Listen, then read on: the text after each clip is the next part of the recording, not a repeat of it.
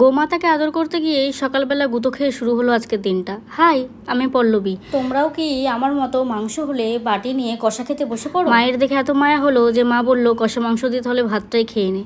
তাড়াতাড়ি একদম আমার ফেভারিট মাটন ভাত খেয়ে নিয়ে একটা তালকুড় খেয়ে নিয়েছিলাম। তারপরে চলে আসলাম বাড়ি। এসে স্কিন কেয়ার করতে বসে পড়লাম।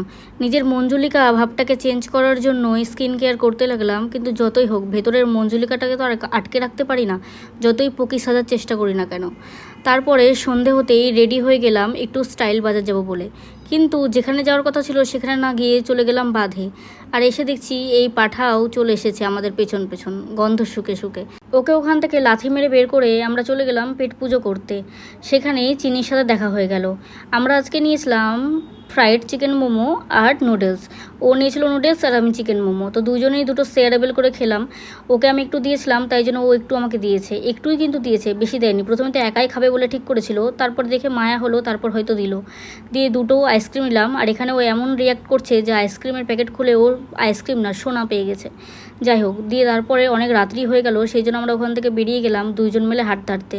ও মা, এসে দেখি আমাদের সাথে আরও দুজন কে যেন হাঁটছে। আজকের দিনটি তো এইভাবেই কেটে গেল। আজ তাহলে আসি, টাটা।